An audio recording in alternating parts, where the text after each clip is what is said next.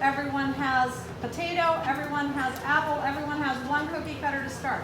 Your word has to be together before you're ready to print. Gutenberg didn't print one letter at a time.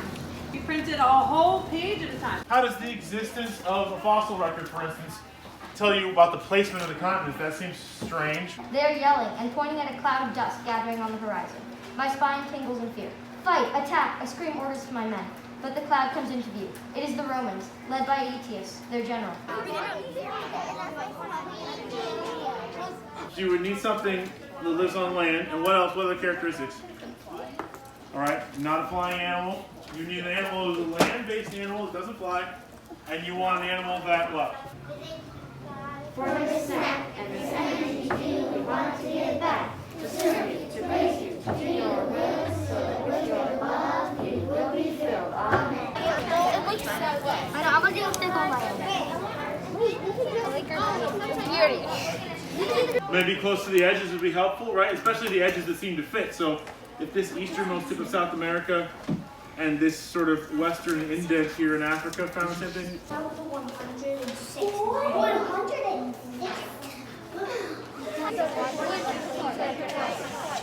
We won. We got a workout up here when we're classifying. So Jesus just doing some work. Do you have work to do every day? Yes. Did Jesus have work to do when he was born? Yes. So when you do your work, can you sort of do this? Yes. Okay.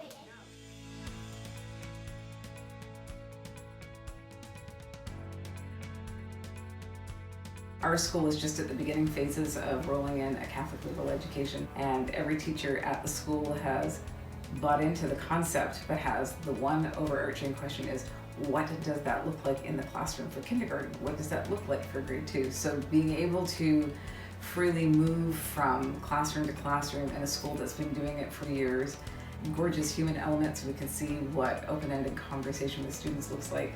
Now I'm able to go back and say with concrete certainty, this is what it looks like in a classroom. You don't need to worry about perfection, you can do this, and if that doesn't work, you can pivot and go this way, so long as we're always keeping at the front of our minds the true, the good, and the beautiful. I think one of the best things about coming to St. Jerome's is to see it in action. It's such a philosophical shift in education for a lot of people, that to see it in action and to see the joy of the kids in the learning environment is very powerful. My school is in year 2 of the transition, so I'm excited to bring back some stories and some ideas to the staff. We're at the halfway point, so a year and a half into the 3-year transition. We're trying to establish a culture that can integrate Catholic truths that have always been true, now through a lens of truth, goodness, and beauty that extends what has worked pedagogically in the past and is amplified by the classical model.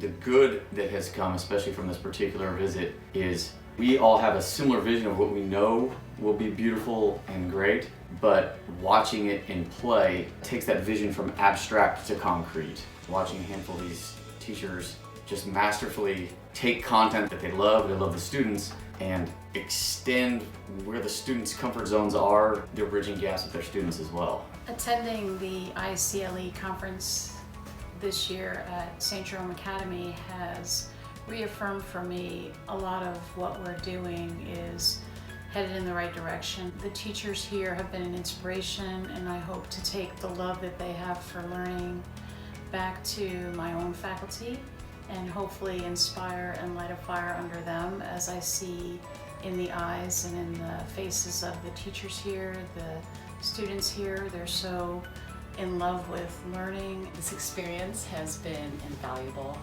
Being in the classroom and actually seeing instruction of the teachers and their enthusiasm has been incredible, and seeing the students' true engagement. They weren't faking it.